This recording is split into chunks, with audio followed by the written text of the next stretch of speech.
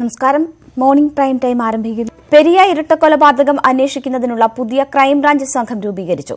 ഇന്നലെ അറസ്റ്റ് രേഖപ്പെടുത്തിയ 5 പ്രതികളെ ഇന്ന് കോടതിയിൽ ഹാജരാക്കും. കൊലപാതകം നടത്താൻ പീതാംബരനെ സഹായിച്ചു എന്നാണ് പ്രതികൾക്കെതിരെയുള്ള കുറ്റം. കേസന്വേഷണം കാര്യക്ഷമമല്ലെന്നാരോപിച്ച് കോൺഗ്രസ് ഡിവൈഎസ്പി ഓഫീസിലേക്ക് മാർച്ച് നടത്തും. Ernakulam crime branch S P Muhammad റഫീഖാണ് പെരിയ ഇരട്ടക്കൊലപാതക അന്വേഷണ സംഘത്തിന്റെ പുതിയ തലവൻ. Malappuram crime branch DYSP Pradeep, Kasaragod crime branch circle inspector Abdul Salim എന്നിവരും സംഘത്തിലുണ്ട്. IG ശ്രീജിത്തിന്റെ മേൽനോട്ടത്തിൽ പ്രവർത്തിക്കുന്ന ക്രൈംബ്രാഞ്ച് സംഘം വൈകാതെ ചുമതലകളിലേക്ക് കടക്കും. ഇന്നലെ അറസ്റ്റിലായ KM സുരേഷ്, K അനിൽകുമാർ, അശ്വിൻ, ശ്രീരാഗ്, ഗിജിൻ എന്നീ പ്രതികളെ പോലീസ് ഇന്ന് കോടതിയിൽ ഹാജരാക്കും. കൂടുതൽ തെളിവെടുപ്പിനായി ഇവരെ കസ്റ്റഡിയിൽ വിട്ടുകിട്ടണമെന്ന ആവശ്യം പോലീസ് കോടതിയെ അറിയിക്കും. കൂടുതൽ ആയുധങ്ങൾ പ്രതികൾ കൊലപാതകത്തിന് ഉപയോഗിച്ചിട്ടുണ്ടെന്നാണ് പോലീസിന് ലഭിച്ച വിവരം. ഇത് കണ്ടെത്തുന്നതിനായി ഇന്നും തെളിവെടുപ്പ് തുടരും. അതേസമയം അന്വേഷണം ശരിയായ ദിശയിലല്ലെന്ന ആരോപണവുമായി കോൺഗ്രസ് കാഞ്ഞങ്ങാട് ഡിവൈഎസ്പിയുടെ ഓഫീസിലേക്ക് ഇന്ന് പ്രതിഷേധ മാർച്ച് സംഘടിപ്പിക്കും. മനു ഭരത്, ന്യൂസ് 18, കാസർഗോഡ്. മുഖ്യമന്ത്രി പിണറായി വിജയൻ ഇന്ന് കാസർഗോഡ് ജില്ലയിൽ CPM ജില്ലാ കമ്മിറ്റി ഓഫീസ് ശിലാസ്ഥാപനം അടക്കമുള്ള പരിപാടികൾക്കായാണ് മുഖ്യമന്ത്രി എത്തുന്നത്. കാസർഗോഡ് ഇരട്ടക്കൊലപാതകത്തിന്റെ പശ്ചാത്തലത്തിൽ മുഖ്യമന്ത്രിക്ക് നേരെ പ്രതിഷേധ സാധ്യത മുന്നിൽ കണ്ട് വൻ പോലീസ് സേനയാണ് ജില്ലയിൽ വിന്യസിച്ചിരിക്കുന്നത്. പെരിയ ഇരട്ടക്കൊലപാതകവുമായി ബന്ധപ്പെട്ട് മിന്നൽ ഹർത്താൽ പ്രഖ്യാപിച്ചതിനെ തുടർന്ന് രജിസ്റ്റർ ചെയ്ത കോടതിയലക്ഷ്യ കേസിൽ യൂത്ത് കോൺഗ്രസ് സംസ്ഥാന പ്രസിഡന്റ് ഡീൻ കുര്യാക്കോസ് ഇന്ന് ഹൈക്കോടതിയിൽ ഹാജരാകും. UDF കാസർഗോഡ് ജില്ലാ chairman MC Kamaruddin, convener A Govindan Nair എന്നിവരും കോടതിയിലെത്തും. ഹർത്താലിനെ തുടർന്നുണ്ടായ നാശനഷ്ടങ്ങൾ രേഖകൾ സഹിതം സമർപ്പിക്കണമെന്ന് കോടതി സർക്കാരിന് നിർദ്ദേശം നൽകിയിരുന്നു. മുൻകൂർ നോട്ടീസ് നൽകാതെ ഹർത്താൽ പ്രഖ്യാപിക്കരുതെന്ന ഉത്തരവിന് വിരുദ്ധമായി അർദ്ധരാത്രിയിൽ മിന്നൽ ഹർത്താൽ പ്രഖ്യാപിച്ചതിനെ തുടർന്നാണ് കോടതി സ്വമേധയാ കേസെടുത്തത്. ഉത്തര മലബാറിലെ രാഷ്ട്രീയ കൊലപാതകങ്ങൾക്ക് ചില പൊതു സ്വഭാവങ്ങളുണ്ട്. എതിരാളികളിൽ ഒരാളെ ഇല്ലാതാക്കണമെന്ന് CPM തീരുമാനിച്ചാൽ അതിനൊരാസൂത്രണമുണ്ടാകും. പ്രദേശത്തെ പാർട്ടി സംവിധാനം ആക്ഷൻ നടപ്പാക്കും. പെരിയയിലുണ്ടായത് രാഷ്ട്രീയ കൊലപാതകമല്ലെന്നും CPM ആണയിടുകയായിരുന്നു തുടക്കത്തിൽ. പോലീസ് കണ്ടെത്തിയതാകട്ടെ വ്യക്തിവൈരാഗ്യമുള്ള രാഷ്ട്രീയ കൊലപാതകമെന്നും. ഇതുവരെ 7 പേരുടെ അറസ്റ്റ് രേഖപ്പെടുത്തി. തെരഞ്ഞെടുപ്പ് കാലത്ത് കാസർഗോഡ് CPMന് വലിയ പ്രതിരോധമാണ് പെരിയ കൊലപാതകം സൃഷ്ടിക്കുന്നത്. ഇന്നലെ സർക്കാർ പ്രതിനിധിയായി റവന്യൂ മന്ത്രി E ചന്ദ്രശേഖരന്റെ സന്ദർശനം സർക്കാരിന് വലിയ തോതിൽ ആശ്വാസം നൽകിയിട്ടുണ്ട്. പീതാംബരനെ പ്രതിയാക്കി CPM പാർട്ടിക്ക് മേൽ വീഴുമായിരുന്ന രക്തക്കറ മായ്ക്കുകയാണോ എന്നാണ് 2 ദിവസമായി കേരളം ചോദിച്ചുകൊണ്ടിരിക്കുന്നത്. ഇന്ന് മുഖ്യമന്ത്രി പിണറായി വിജയനുണ്ട് കാസർഗോഡ്. പാർട്ടിക്ക് പങ്കില്ലെന്ന് ഉറപ്പിച്ചു പറഞ്ഞ മുഖ്യമന്ത്രി കേരളത്തിന്റെ മനസാക്ഷിക്കേറ്റ ആ മുറിവുകളിൽ എന്ത് പരിഹാരമുണ്ടാക്കും? കൊല്ലപ്പെട്ട യുവാക്കളുടെ വീടുകളിൽ പോകാൻ പിണറായി വിജയൻ തയ്യാറാകും? ഈ വിഷയത്തിൽ പ്രേക്ഷകർക്കും പ്രതികരിക്കാം. രാവിലെ 7:30 മുതൽ വിളിക്കുക. വിളിക്കേണ്ട നമ്പർ 047166158881. ചോദ്യം ഒരിക്കൽ കൂടി, കൊല്ലപ്പെട്ട യുവാക്കളുടെ വീടുകളിൽ മുഖ്യമന്ത്രി പോകേണ്ടേ?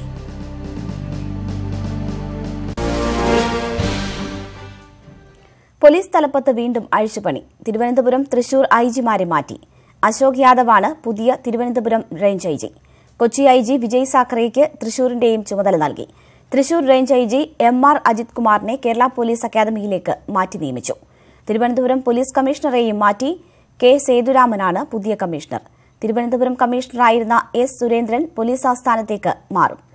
IG-മാരെയും കമ്മീഷണർമാരെയും സ്ഥലം മാറ്റിക്കൊണ്ടുള്ള ഉത്തരവ് സംസ്ഥാന പോലീസ് മേധാവി ലോക്നാഥ് ബെഹ്റ അടിയന്തരമായി പുറത്തിറക്കുകയായിരുന്നു. SNC ലാവ്ലിൻ കേസിൽ മുഖ്യമന്ത്രി പിണറായി വിജയൻ ഉൾപ്പെടെയുള്ളവരെ കുറ്റവിമുക്തരാക്കിയ ഹൈക്കോടതി ഉത്തരവിനെതിരായ CBIയുടെ അപ്പീൽ സുപ്രീംകോടതി ഇന്ന് പരിഗണിക്കും. പ്രതിപട്ടികയിൽ നിന്നും ഒഴിവാക്കണമെന്നാവശ്യപ്പെട്ട് 3 മുൻ വൈദ്യുതി ബോർഡ് ഉദ്യോഗസ്ഥർ നൽകിയ ഹർജിയും കോടതി പരിഗണിക്കും. ഹർജികളിൽ അന്തിമവാദം എപ്പോൾ തുടങ്ങുമെന്ന് കോടതി വ്യക്തമാക്കിയേക്കും. മുഖ്യമന്ത്രി പിണറായി വിജയന് ഏറെ നിർണായകമായ SNC ലാവ്ലിൻ കേസിൽ ലോക്സഭാ തെരഞ്ഞെടുപ്പിന് മുമ്പ് സുപ്രീംകോടതിയിൽ അന്തിമവാദം നടക്കുമോ? CBIയുടെയും മുൻ ഉദ്യോഗസ്ഥരുടെയും അപ്പീലുകൾ കോടതി ഇന്ന് പരിഗണിക്കുമ്പോൾ ഇക്കാര്യത്തിലാണ് തീരുമാനം പ്രതീക്ഷിക്കുന്നത്. ഒരേ കേസിൽ പിണറായി വിജയനടക്കം 3 പ്രതികളെ കുറ്റവിമുക്തരാക്കുകയും മറ്റുള്ളവരെ പ്രതിപട്ടികയിൽ നിലനിർത്തുകയും ചെയ്ത ഹൈക്കോടതി ഉത്തരവ് ന്യായീകരിക്കാനാവില്ലെന്നാണ് CBIയുടെ വാദം. അപ്പീലിൽ പിണറായി വിജയൻ, മുൻ ഊർജ്ജ secretary Mohanachandran, joint secretary Francis എന്നിവർക്ക് കോടതി നോട്ടീസ് അയച്ചെങ്കിലും മറുപടി സത്യവാങ്മൂലം ആരും സമർപ്പിച്ചിട്ടില്ല. പ്രതിപ്പട്ടികയിൽ നിന്നും ഒഴിവാക്കണമെന്നാവശ്യപ്പെട്ട് മുൻ വൈദ്യുതി ബോർഡ് ഉദ്യോഗസ്ഥരായ കസ്തൂരിരംഗൻ അയ്യർ, ആർ ശിവദാസൻ, KG രാജശേഖരൻ നായർ എന്നിവർ നൽകിയ ഹർജിയും കോടതിയുടെ പരിഗണനയ്ക്ക് വരും. കേസിൽ കക്ഷിയിറക്കണമെന്നാവശ്യപ്പെട്ട് VM സുധീരനും അപേക്ഷ നൽകിയിട്ടുണ്ട്. അപ്പീലിൽ തീരുമാനം ആകുന്നതുവരെ കേസിലെ വിചാരണ നടപടികൾ കോടതി സ്റ്റേ ചെയ്തിരുന്നു. ന്യൂസ് 18 ഡൽഹി. 2.5 പതിറ്റാണ്ടോളമായി ലാവ്ലിൻ ഭൂതം കേരള രാഷ്ട്രീയത്തെ പിടിച്ചുകുലുക്കാൻ തുടങ്ങിയിട്ട്. ഒരു കാലത്ത് CPM-ന്റെയും ഇന്നത്തെ മുഖ്യമന്ത്രിയും അന്നത്തെ പാർട്ടി സെക്രട്ടറിയുമായ പിണറായി വിജയന്റെ രാഷ്ട്രീയ ഭാവി തന്നെ ലാവ്ലിനെ അടിസ്ഥാനപ്പെടുത്തിയായിരുന്നു എന്ന് നിരീക്ഷകർ വിലയിരുത്തി. സംസ്ഥാന CPM-ൽ വിഭാഗീയത കടുത്തപ്പോൾ പിണറായി വിരുദ്ധപക്ഷത്തിന്റെ ഏറ്റവും വലിയ ആയുധമായിരുന്നു ലാവ്ലിൻ. കോടതികൾ കയറിയിറങ്ങി ലാവ്ലിനിൽ CBIയുടെ അപ്പീൽ ഇന്ന് പരമോന്നത നീതിപീഠത്തിന്റെ മുന്നിൽ എത്തുന്നു. ഒരേ കേസിൽ 2 നീതിയോ എന്നാണ് CBIയുടെ ചോദ്യം. വിചാരണ പോലുമില്ലാതെ പിണറായി വിജയൻ അടക്കമുള്ള 3 പേരെ പ്രതിപട്ടികയിൽ നിന്ന് ഒഴിവാക്കിയത് എന്തിനെന്ന CBIയുടെ അപ്പീൽ സുപ്രീംകോടതി അംഗീകരിച്ചാൽ അത് കേരള രാഷ്ട്രീയത്തിലും CPM രാഷ്ട്രീയത്തിലും പ്രതിഫലിക്കുക വലിയ തോതിലായിരിക്കും. പിണറായി വിജയൻ മത്സരിക്കുന്ന തെരഞ്ഞെടുപ്പിലെങ്കിലും വോട്ടിനൊരുങ്ങുന്ന കേരളത്തിൽ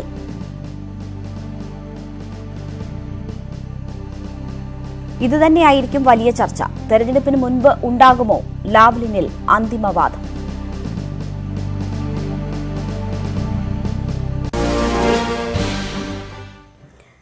മുംബൈ ഭീകരാക്രമണത്തിന്റെ സൂത്രധാരൻ ഹാഫിസ് സയ്യിദിന്റെ സംഘടനയായ ജമാഅത്ത് ഉദവയെ പാകിസ്ഥാൻ നിരോധിച്ചു. സംഘടനയുടെ ജീവകാരുണ്യ വിഭാഗമായ ഫലാഹെ ഇൻസാനിയാത്ത് ഫൌണ്ടേഷനെയും നിരോധിച്ചു. പുൽവാമ ആക്രമണത്തിന്റെ പശ്ചാത്തലത്തിൽ ഭീകര സംഘടനകൾക്കെതിരെ കർശന നടപടി സ്വീകരിക്കണമെന്ന രാജ്യാന്തര സമ്മർദ്ദത്തെ തുടർന്നാണ് പാകിസ്ഥാന്റെ നടപടി. പാകിസ്ഥാൻ പ്രധാനമന്ത്രി ഇമ്രാൻഖാന്റെ അധ്യക്ഷതയിൽ ചേർന്ന ദേശീയ സുരക്ഷാ സമിതിയാണ് ഹാഫിസ് സയ്യിദിന്റെ സംഘടനയെ നിരോധിച്ചത്. 165 പേർ കൊല്ലപ്പെട്ട മുംബൈ ഭീകരാക്രമണം നടത്തിയത് ജമാഅത്തുദ്ദഅവയുടെ സഹായത്തോടെയാണെന്ന് ഇന്ത്യ കണ്ടെത്തിയിരുന്നു. പലതവണ ആവശ്യപ്പെട്ടിട്ടും ഹാഫിസ് സയ്യിദിനെതിരെ പാകിസ്ഥാൻ കർശന നടപടി സ്വീകരിച്ചിരുന്നില്ല. വീട്ടുതടങ്കലിലായിരുന്ന സയ്യിദിനെ പാക് ഭരണകൂടം 2017 നവംബറിൽ മോചിപ്പിക്കുകയും ചെയ്തു. പിന്നീട് കാശ്മീർ ഐക്യദാർഢ്യ ദിനത്തിൽ ലാഹോറിൽ കൂറ്റൻ ഇന്ത്യാവിരുദ്ധ റാലിയും ഹാഫിസ് സയ്യിദ് നടത്തിയിരുന്നു. പുൽവാമ ഭീകരാക്രമണത്തിനു ശേഷം ആഗോളതലത്തിൽ പാകിസ്ഥാനെതിരെ വികാരം ശക്തമായിട്ടുണ്ട്. അതാണ് ഇപ്പോഴത്തെ നടപടിക്ക് കാരണം. പാകിസ്ഥാൻ സൈന്യത്തിലടക്കം വിപുലമായ സ്വാധീനമുള്ള ഭീകര സംഘമാണ് ജമാഅത്തുദ്ദഅവ. 300 പരിശീലന കേന്ദ്രങ്ങളും നിരവധി സ്കൂളുകളും ആശുപത്രികളും പുസ്തക പ്രസിദ്ധീകരണശാലയും ആംബുലൻസ് സർവീസും ഇവർക്കുണ്ട്. ജമാഅത്തുദ്ദഅവയ്ക്ക് 50,000-ലേറെ വോളണ്ടിയർമാരും 100 കണക്കിന് ജീവനക്കാരുമുണ്ട്. അതുകൊണ്ട് തന്നെ ഇപ്പോഴത്തെ നിരോധനം എത്രത്തോളം ഫലവത്താകുമെന്ന് പറയാനാവില്ല. അമേരിക്ക നേരത്തെ തന്നെ ഹാഫിസ് സയ്യിദിനെയും ജമാഅത്തുദ്ദഅവയെയും ഭീകര പട്ടികയിൽ ഉൾപ്പെടുത്തിയിട്ടുണ്ട്. International desk, news 18. ഐക്യരാഷ്ട്രസഭയുടെ സുരക്ഷാ കൌൺസിൽ പുൽവാമ ഭീകരാക്രമണത്തെ ശക്തമായി അപലപിച്ചു. മൃഗീയമായ നടപടിയെന്നാണ് സുരക്ഷാ കൌൺസിൽ ആക്രമണത്തെ വിശേഷിപ്പിച്ചത്. ഇത്തരം ആക്രമണങ്ങൾക്ക് വേണ്ടി പണവും സൌകര്യങ്ങളും ചെയ്തു നൽകുന്ന കേന്ദ്രങ്ങളെ അമർച്ച ചെയ്യണമെന്നാവശ്യപ്പെട്ട കൌൺസിൽ അംഗരാജ്യങ്ങളോട് ഇന്ത്യയ്ക്ക് എല്ലാവിധ സഹകരണങ്ങളും ചെയ്തു നൽകാൻ ആവശ്യപ്പെടുകയും ചെയ്തു. ആക്രമണത്തിൽ കൊല്ലപ്പെട്ട ജവാന്മാരുടെ കുടുംബങ്ങളോടുള്ള അനുശോചനവും യോഗം രേഖപ്പെടുത്തി.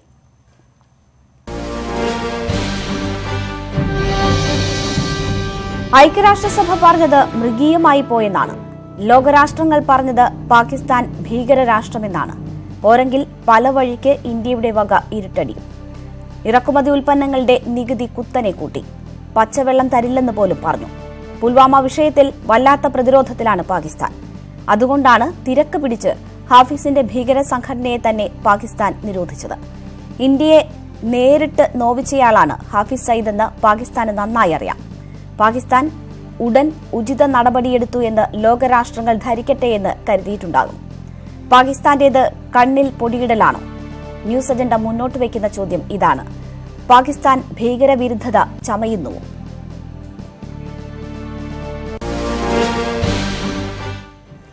പുൽവാമ ഭീകരാക്രമണത്തിന്റെ പശ്ചാത്തലത്തിൽ പാകിസ്ഥാനെതിരെ നിലപാട് കൂടുതൽ കടുപ്പിച്ച് ഇന്ത്യ. 3 നദികളിലെ ജലം പാകിസ്ഥാനുമായി പങ്കുവയ്ക്കുന്നത് നിർത്തിവയ്ക്കും.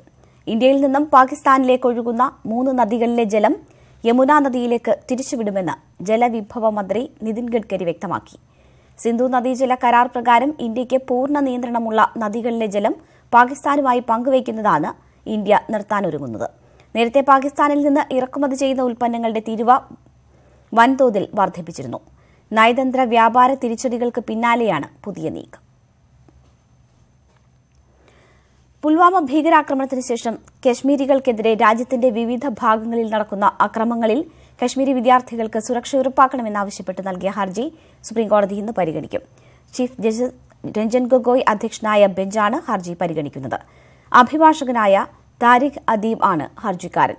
പുൽവാമയിലെ CRPF ജവാന്മാർ കൊല്ലപ്പെട്ട ഭീകരാക്രമണത്തിനു ശേഷം ഉത്തരാഖണ്ഡ് ഉൾപ്പെടെയുള്ള സംസ്ഥാനങ്ങളിൽ കശ്മീരി വിദ്യാർത്ഥികൾക്കെതിരെ വ്യാപകമായ തോതിൽ ആക്രമണം നടക്കുന്നതായി, സാമൂഹിക ബഹിഷ്കരണം നടക്കുന്നുവെന്നും ഹർജിയിൽ ആരോപിക്കുന്നു. മഹാരാഷ്ട്രയിൽ കിസാൻ സഭയുടെ നേതൃത്വത്തിൽ കർഷകർ നടത്തിയ ലോങ് മാർച്ച് അവസാനിപ്പിച്ചു. സർക്കാർ ഉറപ്പുകൾ എഴുതി നൽകിയതിനെ തുടർന്നാണ് സമരം അവസാനിപ്പിച്ചത്. എഴുതി നൽകിയത് കൊണ്ടായില്ലെന്നും കർഷകരെ രക്ഷിക്കാൻ ആത്മാർത്ഥമായ നടപടികൾ ഉണ്ടാവണമെന്നും നേതാക്കൾ ആവശ്യപ്പെട്ടു. 6 മണിക്കൂർ നീണ്ട ചർച്ചയ്ക്കൊടുവിലാണ് ലോങ് മാർച്ച് അവസാനിപ്പിക്കുന്നതായി നേതാക്കൾ അറിയിച്ചത്. ചർച്ചയിൽ കർഷകരുടെ ആവശ്യങ്ങൾ അംഗീകരിച്ച സർക്കാർ വാഗ്ദാനങ്ങൾ നടപ്പാക്കുമെന്ന് എഴുതി നൽകി. മന്ത്രിമാരായ ഗിരീഷ് മഹാരാജൻ, രഘുനാഥ് റാവു എന്നിവരുമായാണ് കർഷകർ ചർച്ച നടത്തിയത്. ലോങ് മാർച്ച് ഏതാനും കിലോമീറ്റർ പിന്നിട്ടപ്പോഴാണ് സർക്കാർ ചർച്ചയ്ക്ക് തയ്യാറായത്. കാർഷിക കടങ്ങൾ എഴുതി തള്ളുക, കർഷകർക്കാവശ്യമായ വെള്ളം എത്തിക്കുക തുടങ്ങിയവയായിരുന്നു പ്രധാന ആവശ്യങ്ങൾ. നാസിക്കിൽ നിന്ന് മുംബൈയിലേക്ക് 71 കിലോമീറ്റർ ദൂരമാണ് കർഷകർ മാർച്ച് ചെയ്യാൻ ഒരുങ്ങിയത്. മാർച്ചിന് പോലീസ് അനുമതി നിഷേധിക്കുകയും കർഷകരെ വിവിധയിടങ്ങളിൽ തടയുകയും ചെയ്തിരുന്നു. കർഷകരും ആദിവാസികളുമായി 1 ലക്ഷത്തോളം പേര് അണിനിരുന്ന മാർച്ച് കഴിഞ്ഞ വർഷം നടന്നിരുന്നു. അന്ന് നൽകിയ ഉറപ്പുകൾ സർക്കാർ പാലിക്കാത്തതാണ് കർഷകരെ വീണ്ടും പോരാട്ടപാതയിൽ എത്തിച്ചത്. ഉറപ്പുകൾ പാലിച്ചില്ലെങ്കിൽ വീണ്ടും സമരത്തിനിറങ്ങുമെന്ന മുന്നറിയിപ്പ് നൽകിയാണ് കർഷകർ ഈ തവണയും സമരം നിർത്തി മടങ്ങുന്നത്. News desk, news 18. തെരഞ്ഞെടുപ്പ് വാർത്തകൾ.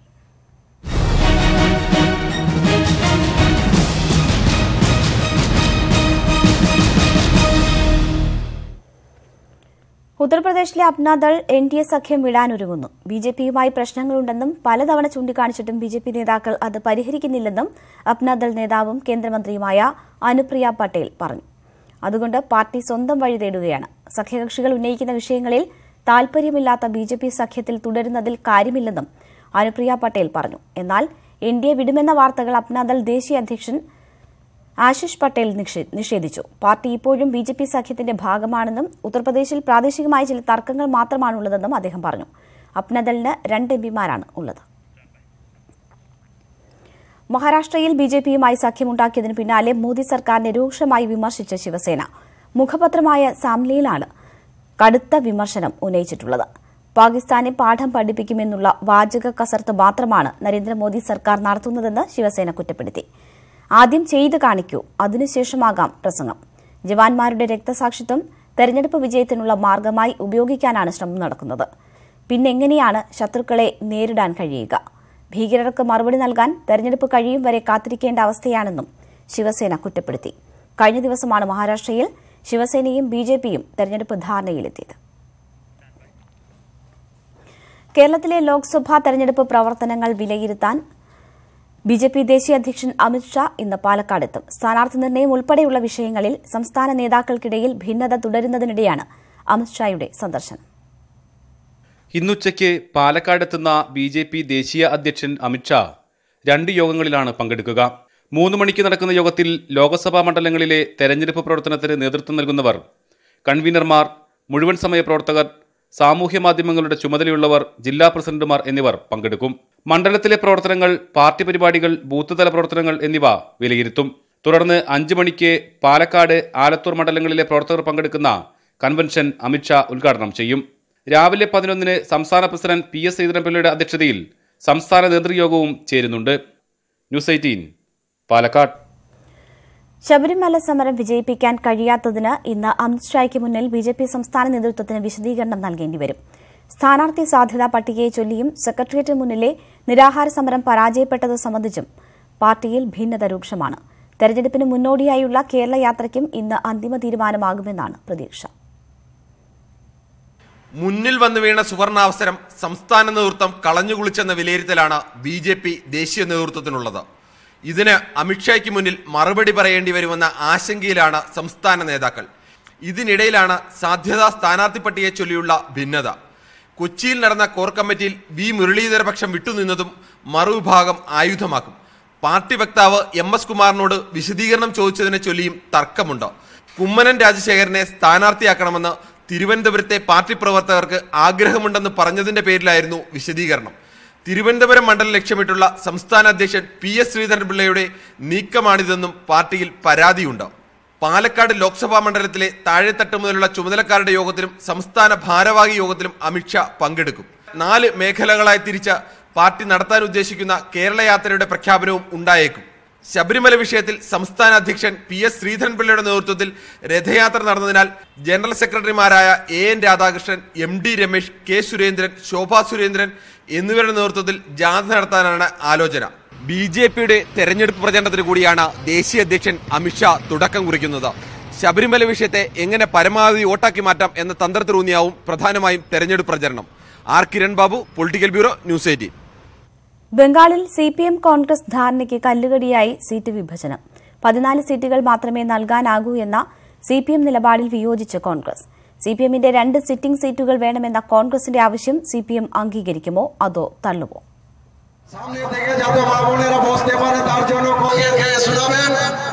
ബംഗാളിൽ ആകെയുള്ള 42 സീറ്റുകളിൽ 28 സീറ്റുകളിൽ മത്സരിക്കാനാണ് CPM തീരുമാനം. ബാക്കിയുള്ള 14 സീറ്റുകൾ കോൺഗ്രസിന് നൽകാമെന്നാണ് CPM നിലപാട്. എന്നാൽ 20 സീറ്റെങ്കിലും വേണമെന്ന ഉറച്ച നിലപാടാണ് കോൺഗ്രസിനുള്ളത്. കഴിഞ്ഞ തവണ 4 സീറ്റുകളിൽ കോൺഗ്രസും 2 സീറ്റുകളിൽ CPMുമാണ് വിജയിച്ചത്. CPMന്റെ സിറ്റിംഗ് സീറ്റുകളായ റായ്ഗഞ്ചും മൂർഷിദാബാദും വിട്ടുനൽകണമെന്ന കോൺഗ്രസിന്റെ ആവശ്യം അംഗീകരിക്കാനാവില്ലെന്നാണ് CPM നിലപാട്. CPMും കോൺഗ്രസും മാറി മാറി വിജയിച്ച മണ്ഡലങ്ങളാണ് റായ്ഗഞ്ചും മൂർഷിദാബാദും. കഴിഞ്ഞ തവണ CPM വിജയിച്ച ഈ 2 സീറ്റുകളും കോൺഗ്രസിൽ നിന്ന് CPM പിടിച്ചെടുക്കുകയായിരുന്നു. ബംഗാളിൽ CPMന് ആകെയുള്ള ഈ സീറ്റുകൾ ഇത്തവണ വിട്ടുനൽകണമെന്ന കോൺഗ്രസിന്റെ ആവശ്യമാണ് ധാരണയിൽ കല്ലുകടിയാകുന്നത്. റായ്ഗഞ്ച് MP മുഹമ്മദ് സലീമിനെയും മൂർഷിദാബാദ് MP ബദറുദ്ദോസ ഖാനെയും വീണ്ടും മത്സരിപ്പിക്കാൻ CPM ആലോചിക്കുന്നതിനിടയിലാണ് സീറ്റുകൾ വിട്ടുനൽകണമെന്ന കോൺഗ്രസിന്റെ പിടിവാശി. നിലവിലെ സീറ്റുകൾ കോൺഗ്രസിന് വിട്ടുനൽകിയാൽ അത് പാർട്ടിക്കുള്ളിൽ തന്നെ വിഭാഗീയത ഉണ്ടാക്കുമെന്നാണ് CPMന്റെ കണക്കുകൂട്ടൽ. ലോക്സഭാ തെരഞ്ഞെടുപ്പിൽ ധാരണയിൽ മത്സരിക്കാൻ CPM കോൺഗ്രസ് തീരുമാനമായെങ്കിലും സീറ്റ് വിഭജനം രമ്യമായി എങ്ങനെ പരിഹരിക്കാൻ കഴിയുമെന്ന ആലോചനയിലാണ് നേതാക്കൾ. Election desk, news 18. ലോക്സഭാ തെരഞ്ഞെടുപ്പിൽ പുൽവാമ ഭീകരാക്രമണം പ്രചാരണായുധമാകുമോ? ആകുമെന്ന സൂചനയാണ് ഇന്ന് കോൺഗ്രസ് നടത്തിയ ആരോപണങ്ങളിലൂടെ പുറത്തുവരുന്നത്. ഡോക്യുമെന്ററിയിൽ അഭിനയിക്കുകയായിരുന്ന പ്രധാനമന്ത്രി നരേന്ദ്രമോദി പുൽവാമ ഭീകരാക്രമണം അറിഞ്ഞിട്ടും ഷൂട്ടിംഗ് തുടരുകയായിരുന്നുവെന്നാണ് കോൺഗ്രസിന്റെ ആരോപണം. കോൺഗ്രസിന്റെ ആരോപണത്തിനെതിരെ BJP കൂടി രംഗത്തെത്തിയതോടെ പുൽവാമയും രാഷ്ട്രീയ ആയുധമാക്കുകയാണ് കോൺഗ്രസും BJPയും. പുൽവാമ ഭീകരാക്രമണത്തിൽ കേന്ദ്ര സർക്കാരിനെ രാഷ്ട്രീയമായി വിമർശിക്കാനില്ലെന്നായിരുന്നു കോൺഗ്രസിന്റെ ആദ്യ നിലപാട്. എന്നാൽ ആ നിലപാടിൽ മാറ്റം വന്നതെങ്ങനെ? ഡോക്യുമെന്ററി ഷൂട്ടിംഗിലായിരുന്ന നരേന്ദ്രമോദി പുൽവാമ ഭീകരാക്രമണം അറിഞ്ഞിട്ടും ഷൂട്ടിംഗ് തുടരുകയായിരുന്നുവെന്നാണ് കോൺഗ്രസിന്റെ ആരോപണം. हमारे 40 जवान शहीद हुए तो प्रधानमंत्री क्या कर रहे थे?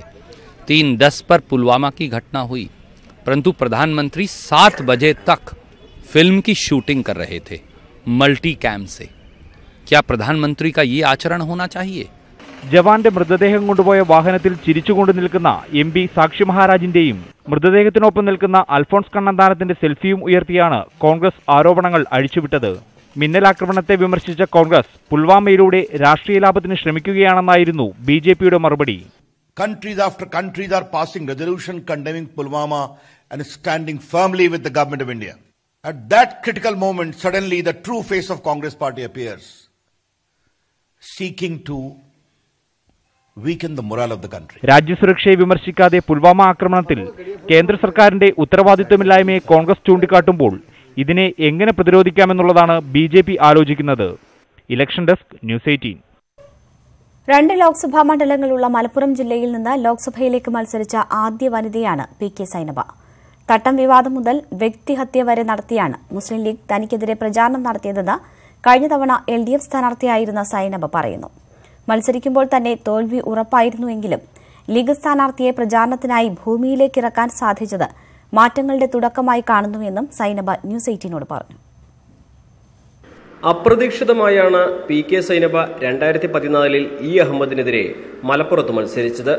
തോൽവി ഉറപ്പായാണ് അന്ന് സ്ഥാനാർത്ഥിയായതെന്ന് ഓർത്തെടുക്കുന്ന PK സൈനബ മുസ്ലിം ലീഗ് വ്യക്തിഹത്യ നടത്തിയാണ് പ്രചാരണം കൊഴുപ്പിച്ചതെന്ന് പറയുന്നു.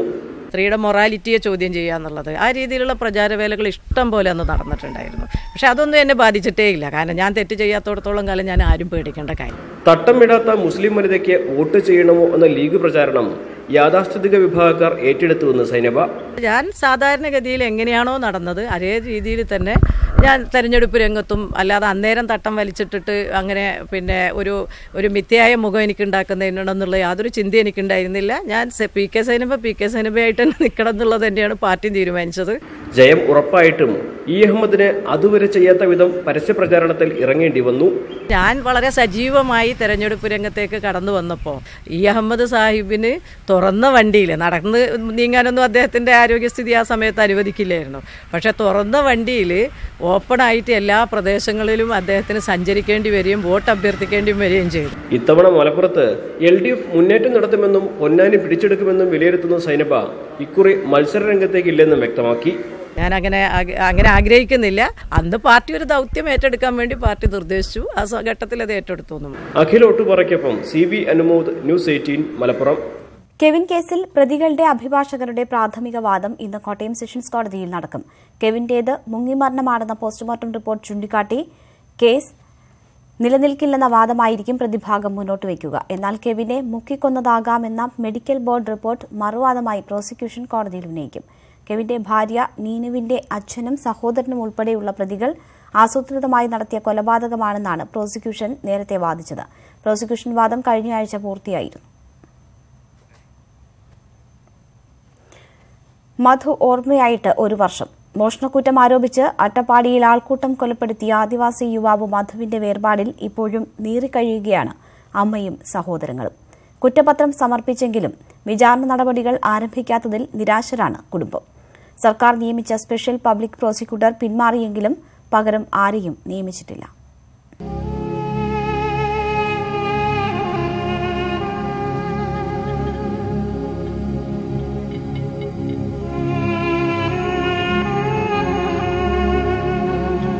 ലോകത്തിന് മുമ്പിൽ കേരളം തലകുനിച്ച ആ ദിവസത്തിന് ഇന്നൊരു വർഷം തികയുകയാണ്.